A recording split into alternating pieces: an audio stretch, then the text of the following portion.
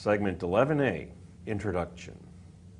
Most important of Rome's legacies to the Western world is the Pax Romana, 2.5 centuries of peace and prosperity in the Mediterranean world lasting from 31 BC to 235 AD.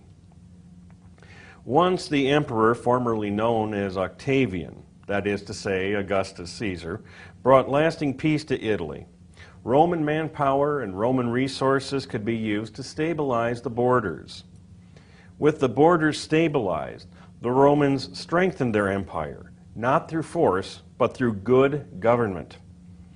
Despite the wide range of peoples and cultures throughout the Roman world, the Pax Romana was almost a total win-win situation for everyone, Romans, Italians, and provincials alike. The basis, in turn, of the Pax Romana was a groundbreaking style of government invented by Octavian, called the Principate. In segment 11B, Augustus and the Principate, we trace the rise of young Gaius Octavius, later known as Gaius Julius Caesar Octavianus, but best known as Imperator Augustus Caesar. Rome's second founder was not squeamish about the methods he employed to achieve supreme power, but the result was stability at home and peace throughout the Roman world. Augustus's great invention was the Principate, ruled by the princeps, or first man.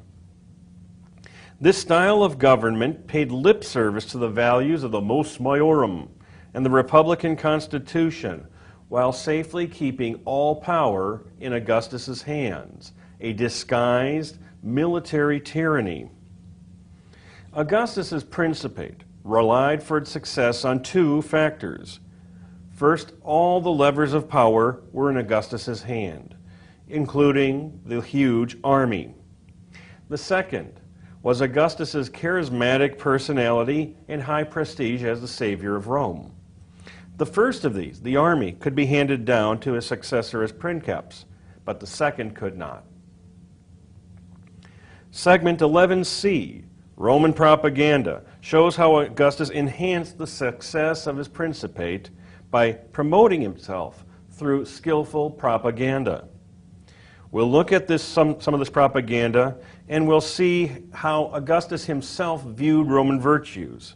And we'll see how he envisioned Rome's mission to the world. Repellent and absurd as it seems to modern tastes, some ancient peoples, the Egyptians for example, wanted and expected to be ruled by a king who was also a god. There is little doubt that Augustus himself found the idea of being worshipped as a god as repellent and absurd. But if it would help Augustus maintain the Principate and maintain the Pax Romana, peace over the Roman world, Augustus considered his duty to play along. In segment 11D, the 12 Caesars, we meet Augustus's successors. Some were good, some were better than good, and some were genuinely awful. Although the system of the Principate solved the Roman Empire's greatest problems, it did not provide for a smooth transition of power to a worthy successor. There was also the problem of how to remove an incompetent princeps. The solution usually involved the princeps's bodyguard, that is, the Praetorian Guard. The Praetorian Guards provided a quick solution by murdering the princeps, but in so doing they set a bad precedent which would be repeated over and over again. The year of 4 emperors, 68 to 69 AD, was the only real breach in the Pax Romana, but it was more Nero's fault than the fault of the system of the Principate. At least it was quickly resolved, and at least it resulted in the accession of a very capable emperor, Vespasian, who ruled from 69 to 79 AD, and who was able to restore the Roman world to its pre-Nero situation. Segment 11B, Augustus and the Principate. Young Gaius Octavius beat long odds to become Rome's second founder, Augustus Caesar. Octavian, as we will call him for the time being, was adopted at age 18 in Julius Caesar's will. As Caesar's adoptive son, he now bore the name Gaius Julius Caesar Octavianus. Both Cicero and Mark Antony looked at Octavian as just a kid with a famous name, someone to be used, abused, and then tossed aside. They paid for their mistake with their lives. Unlike his adoptive father, Octavian was not a military genius or even a soldier. He relied instead on his name, but more than that, on his political skill and his right-hand man, the general Marcus Agrippa. Above all, Octavian was guided by an extremely clear sense of Roman culture. Unlike his adoptive father, Julius Caesar, he knew that Romans would never stand for rule by a king or by anyone suspected of wanting to be king. So instead, he convinced the Roman world that he was merely a regular guy who just happened to be in temporary charge of the government and the military. Octavian's brilliant arrangement, which is known as the Principate, rule by the princeps or first man, could just as easily be termed a dictatorship.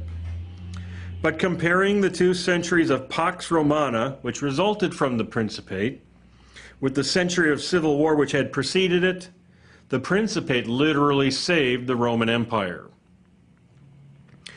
Octavian was no saint. He could not fight Antony and the senatorial faction at the same time. So he set up the second triumvirate with an Antony and an Aristic counterweight named Lepidus, or Pretty Boy. Unlike the so-called first triumvirate of Caesar, Crassus, and Pompey, the second triumvirate of Octavian, Antony, and Pretty Boy Lepidus was a legal arrangement backed up by Julius Caesar's adoring veterans.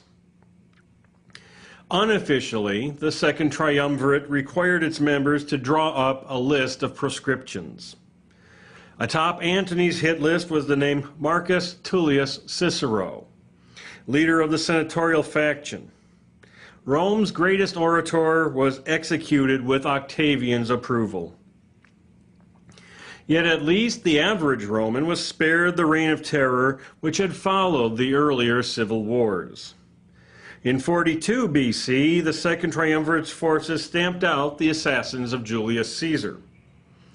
When Lepidus temporarily mistook himself for an equal partner, Octavian and Antony kicked him upstairs to the job of Pontifex Maximus. The next decade was spent in an uneasy peace between Octavian, who ruled the Western Latin-speaking half of the Roman world, and Antony, who ruled the East Greek-speaking half. Although Antony had married Octavian's sister, and Octavian's sister was a loyal wife to Antony, Antony took up with a mistress, the now wealthy Queen Cleopatra of ancient Egypt. Typically of Octavian, he used this as propaganda against Antony, who dropped his dutiful Roman matron wife Octavia for an ancient Egyptian floozy. Rumor even had it that Antony wanted to leave the Eastern Roman Empire to his children with Cleopatra as king and queen. A showdown eventually came, ended by Agrippa's victory at the Battle of Actium in 31 BC. After a year's worth of mop-up activities in ancient Egypt, 33-year-old Octavian was sole ruler of the Roman world. The idea of the Principate did not just leap out of Octavian's head. In fact, it took years for Octavian to work out and negotiate with the Roman people. In 27 BC, Octavian made a great show of restoring to the Senate the Roman Republic. In return, the Senate voted him Major Proconsular Imperium over any province containing Roman troops. This gave Octavian permanent legal control over what was already his personal client army. He also received the name Imperator Augustus Caesar, which he used for the rest of his life. In 23 BC, Augustus, as history knows him best, also received lifetime tribunician power, which gave him formal veto power over everything and scored him points with the urban mob. When pretty boy Lepidus died in 12 BC, Augustus was elected at Pontifex Maximus.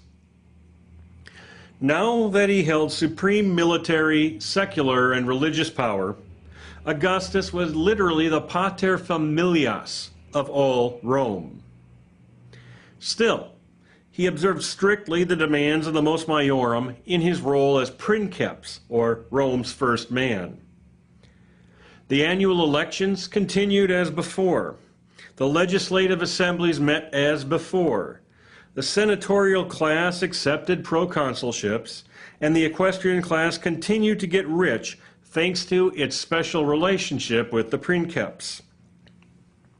The masses were impressed with Augustus's generosity and with Rome's reputation as the world power, pure and simple. It was all a facade, of course, publicized by Augustus's building program and by his government-supported poets, and backed up by 150,000 veteran legionaries stationed around the Roman world. Yet, almost all Romans preferred this facade to the century of chaos Rome endured before Augustus took charge. Augustus was careful to allow the Senate power in name only. The magistracies became more and more empty honors, while actual government business was handled by hand-picked members of the equestrian class. The senatorial class ran only those provinces which had no troops. The other provinces were called imperial and governed by equestrian legates, while the armies themselves were commanded by Augustus's own hand-picked generals, who were usually members of the Caesar family. This arrangement bolstered security by virtually removing the threat of any client armies. Every soldier now swore an oath to Augustus and to Rome. This arrangement also benefited the people of the provinces, since Augustus recognized the connection between happy provincials and a smaller Roman military establishment. He therefore ensured that provincial governors actually governed the provinces instead of exploiting them. Augustus also made a big deal of trying to restore that good old-time Roman state religion. Religious rites were reestablished, and the cult of Augustus's own genius, or guardian spirit, was established. This was partially encouraged by Eastern concepts of the God King. In fact, in parts of the East, Augustus was in fact worshipped as a god himself. Augustus also was involved with public morality. He even exiled his own daughter for being promiscuous.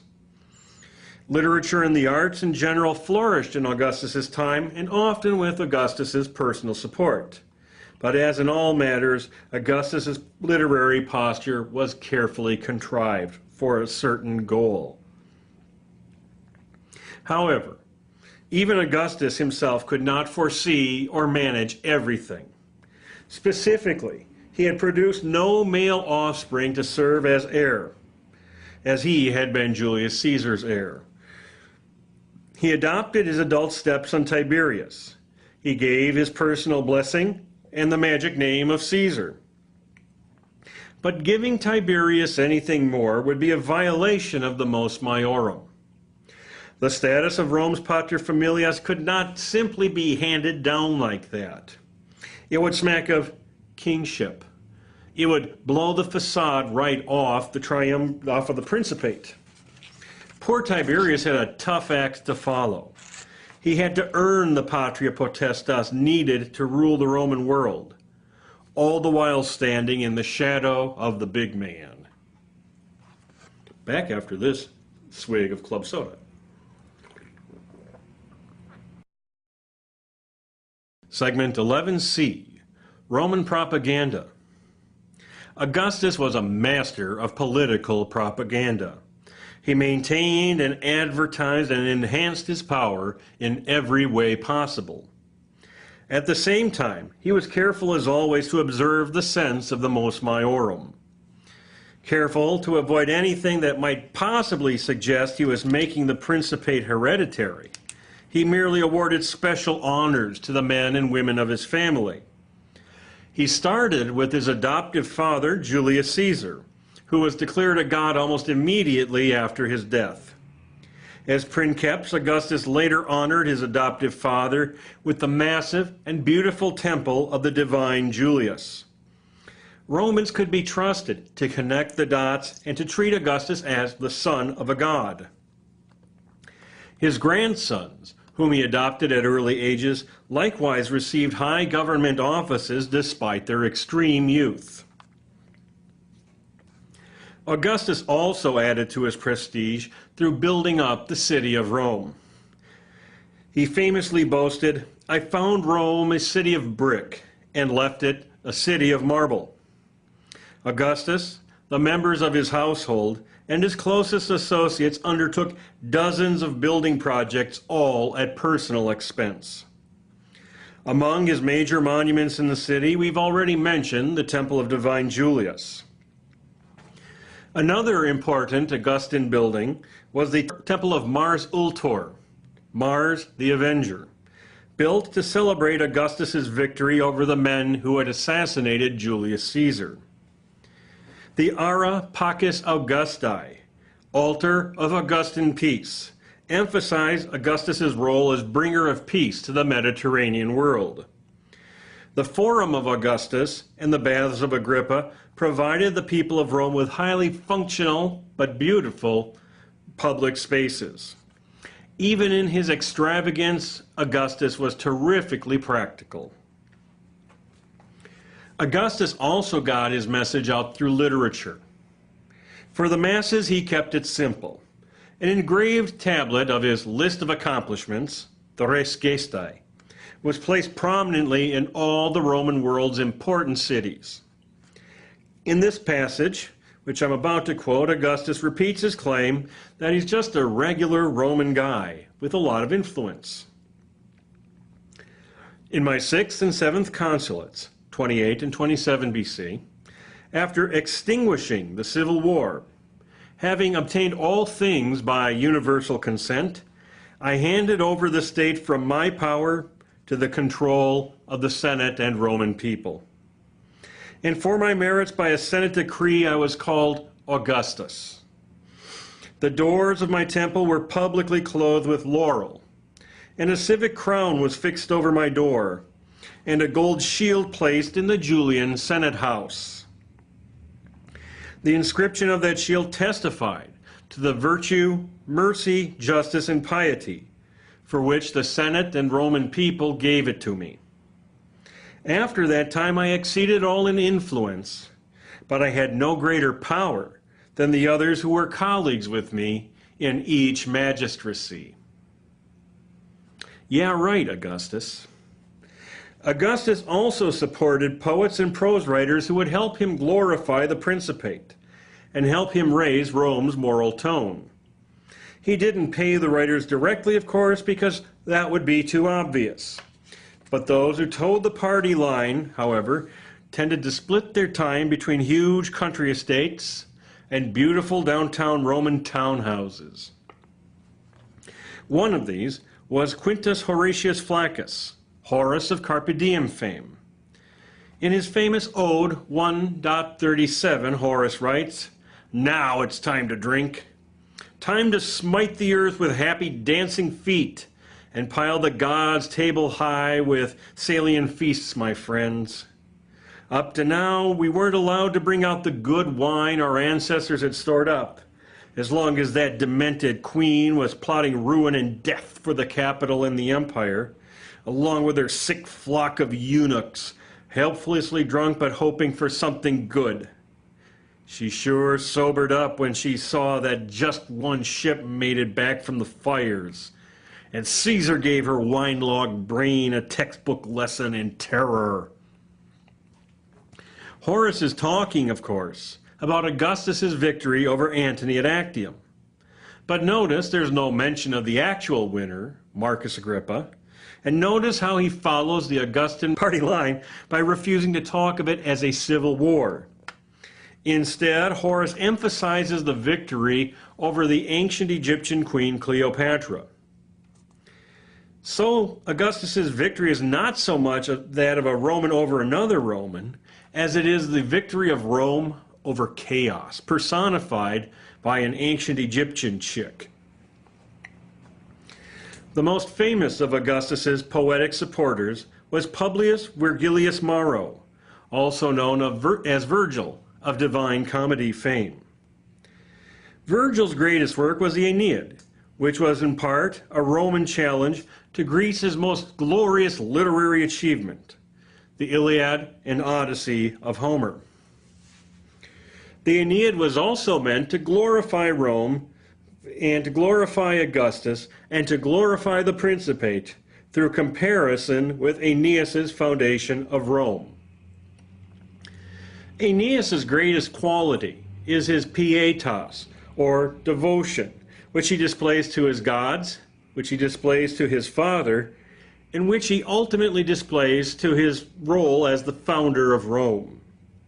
Aeneas emerges from the smoking wreck of Troy, which stands, of course, for the smoking wreck of the Republic, which Augustus had inherited from his father. Aeneas is carrying on his shoulders his aged father Anchises, who stands for the late great Julius Caesar, and leads his son Iulus by the hand. Iulus. Any resemblance to the name Julius is not at all accidental. Augustus also identified himself with Rome's mission to impose Pax Romana upon the world. In Book 6 of the Aeneid, Aeneas consults his now deceased father Anchises in the underworld, before beginning his divine mission to found Rome. Anchises points out to him a long and distinguished line of future Roman leaders, culminating in Augustus, of course, and then explains Rome's unique form of manifest destiny. Note the backhanded slap at Greek cultural achievements, which makes Roman political practicality stand out all the more. And I quote, "Others, with more delicate fingers, may better fashion the breathing bronze. No doubt they'll also create more lifelike features from marble. They will plead more cleverly in the courts and plot accurately the carpet of the stars and the courses of the swift constellations. This is your care, O Rome. Subdue the whole world for your empire.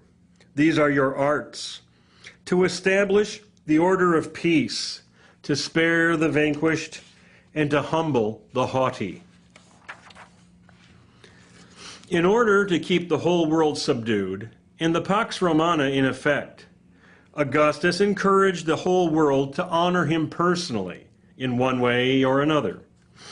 His corporate image as princeps, the influential but modest old-school Roman, living with his old-school modest wife in their modest home on the Palatine Hill, was far closer to his actual personality than that of the Oriental god-king. It satisfied the Romans enormously. Yet, the peoples of the Greek-speaking East, most of which had once belonged to the god-king Alexander the Great, would have trouble respecting a ruler who wasn't at least a little bit godly. Strange as that sounds, the people of the East were actually more comfortable being ruled by a god. In the semi-pacified areas of Spain and Gaul, the divine princeps concept was also helpful in winning over the less civilized tribe. It started them on the path to becoming Romanized, somewhat. Even in Rome, the worship of Augustus's genius or guardian spirit stressed his connection to the deified Julius Caesar and suggested that perhaps Augustus was not just a regular Roman after all, but a bringer of a glorious and peaceful golden age. Segment 11D, the 12 Caesars. Augustus had successfully brought peace to the Roman world. he had successfully retooled the Roman Republic into the Principate, monarchy wrapped within a democratic facade. His sole failure was to assure a workable means of succession. This failure would not jeopardize the Pax Romana for any great length of time, but it gave the so-called Julio-Claudian dynasty, which lasted until 68 AD, the air of a soap opera. We don't have time to cover the Julio-Claudians in any great depth, but for the seedy details, you can always read Suetonius's tabloid-like history, The 12 Caesars, or better yet, take LLT 326, Roman Civilization, often taught by the deluxe Yours Truly. Augustus's stepson and successor, Tiberius Claudius Nero, hence the term Claudian in the dynasty, ruled from 14 to 37 AD. A successful general and capable administrator, Tiberius left the Roman Empire in good shape financially and militarily. But his absence of charisma made him very unpopular. Disgusted with living in Augustus's shadow, Tiberius retired from public view and left the empire's day-to-day running to his praetorian prefect, Sejanus. As commander of the emperor's personal bodyguard and of the only troops who could carry weapons in Rome, the praetorian prefect was in effect the second most powerful man in the Roman world. Eventually, Tiberius got to the prefect Sejanus before Sejanus got to him. But Sejanus's replacement, the praetorian prefect Macro, successfully killed Tiberius. The praetorian guard and its prefects would remain an ominous presence in Roman government for centuries. Tiberius's successor Gaius, AD 37 to 41, was the great-grandson of both Augustus and of Mark Antony. Like many future emperors, Caligula, as he is better known, began his reign pledging to model himself on Augustus, but descended into madness. Among other wacky stunts, he declared himself to be Jupiter.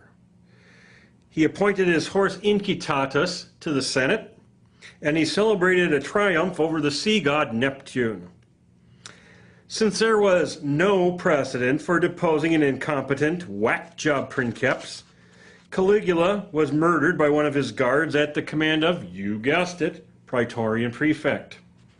The praetorian guard then replaced Caligula with his goofy old uncle Claudius, 41 through 54 AD. Claudius's goofiness was mostly an act intended to boost his life expectancy under his wingnut nephew Caligula. Claudius did, however, attempt to add 3 letters to the Roman alphabet, and he did set forth the famous decree on farts and belches. If you have to, you must, because holding it back could be dangerous. Aside from that, Claudius was actually a learned and competent princeps who added Britain to the empire and wrote a 20-volume history of the ancient Etruscans. More than any of the other Julio-Claudians, Claudius tried to maintain good relations with the Senate. He may even have entertained ideas of giving the Roman state back to the Senate. However, it wasn't too smart when he married his much younger niece Agrippina. Not only did Agrippina cheat on him, she poisoned him so she could bring her teenage son Nero, ruled 54 to 68 AD, to power. Nero started out in 54 AD with the usual promise to rule like another Augustus. He had studied philosophy with Rome's greatest Stoic, Seneca the Younger. Himself of Spanish descent, Seneca tried to train Nero in the mos maiorum, encouraging him to put Rome first and his own personal life second. But soon Nero found himself immersed in his personal hobbies, playing the lyre, persecuting Christians, and utterly ignoring developments in the empire. Many senators moved into outright opposition, including his old teacher Seneca. Nero didn't play the fiddle while Rome burned in 64, but he did build himself a huge new palace, the so-called Golden House, on the scene of the fire. That was too much even for the masses, who had enjoyed his eccentricities at first, but were now disgusted with him. Once Nero returned from his 67 AD concert tour of Greece, the general Vindex, commanding in France, was named imperator by his troops. This was a recurrence of the old Roman client army thingy, but his revolt failed. Next, the governor of Spain, Galba, was named imperator by his troops. Nero at this point deposed himself by committing suicide, but the army in Germany declared its general Vitellius as imperator. Galba freaked out. He offended both the Senate and the Praetorian Guard, and he wound up assassinated in the Forum. Unimpressed with Vitellius, the Senate named one of their own, a former lover of Nero's, named Otho, as imperator. Vitellius killed Otho, but then Titus Flavius Vespasianus, governor of Judea and ancient Egypt, was declared imperator by his troops. Vespasian defeated Vitellius and held on to the empire, rounding off the year of 4 emperors. Fortunately, you won't be expected to barf that back in detail on a test. What I want you to remember is that the Principate designed by Augustus was so stable that it survived a year, 68 to 69 AD, with 4 emperors, and came back stronger than ever. You should also remember both the bad things and the good things about Vespasian's victory. The bad news was that the Principate clearly depended strictly on control of the military. The client army, loyal only to its imperator, had reappeared on the Roman military scene. Yet, as Vespasian and his sons demonstrated, a strong military man could perform responsibly as princeps. A middle-class Italian, that is to say he was not born in Rome proper, Vespasian ruled with an iron fist from 69 to 79 AD. He passed a law setting out his powers as princeps. The Principate was inherited first by his older son Titus, 79 through 81 AD, and then by his younger son Domitian, 81 through 96 AD. The 3 emperors of the so-called Flavian dynasty ruled responsibly, balancing military, financial, and social concerns as best they could. For example, Vespasian knocked down Nero's Golden House, built on the site of the 64 AD fire, and replaced it with a stadium that they called the Flavian Amphitheater. You might know it better as the Colosseum. Domitian, his successor, ultimately descended into tyranny and was put out of Rome's misery by a conspiracy including, you guessed it, his Praetorian prefect. With the death of Domitian in 96 AD, the ball was once more in the court of the Roman Senate. The line of 12 Caesars had died out, and restoration of the Republic was a distinct possibility. But could the massive Roman Empire be ruled by annually elected magistrates answering to 4 Roman assemblies? The Senate had to admit the answer was no. It turned out Rome would need another princeps. Beep. Segment 11E, Conclusions. 1. Peace is good. Rome had been racked by 7 decades of civil war, some of which took place on the fringes of the empire, and some of which took place in the streets of Rome. The republican form of government had been broken for good by greedy aristocrats, power-hungry warlords, dimwit wannabe reformers, and the sheep-like masses. There was peace on the frontiers, although this had to do more with the lack of enemies than with anything the Romans were doing right. This blessed state could not expect to go on forever. Indeed, the more the Romans fought themselves in civil wars, the greater the chance that an evil empire might in fact reappear. The cycles of civil war were destroying the Roman Empire's resources and infrastructure. They were digging a hole in the Roman economy. The madness had to stop. Julius Caesar thought he had a solution for the problem, and he wound up as a human pincushion. 2. Recipe for a principate. The Republic was broken, all right. Julius Caesar didn't have the clue how to fix it. Even though it looked like he was considering a monarchy, we don't know for sure. One way or the other, it got him killed. The mere notion that he was considering monarchy, remember the opposition of democracy versus the role of the individual, Julius came out on the wrong side of that equation. Augustus left the facade of the Republic in place, complete with its assemblies, complete with the annual elections on the good old cursus honorum. But once Augustus got himself lifetime proconsular imperium, once he got himself lifetime tribunician power, once he became Pontifex Maximus, he effectively controlled the Roman army, the Roman political process, and the Roman religion. And if all that failed, he still had 180,000 veteran soldiers who had sworn an oath to obey him, Imperator Augustus Caesar. 3. Propaganda helps. Augustus never missed a chance to make himself or the Principate look good. He cultivated the simplest lifestyle possible for a man who literally ruled the world. He lived in a modest home. He wore clothes which his wife Livia wove for him.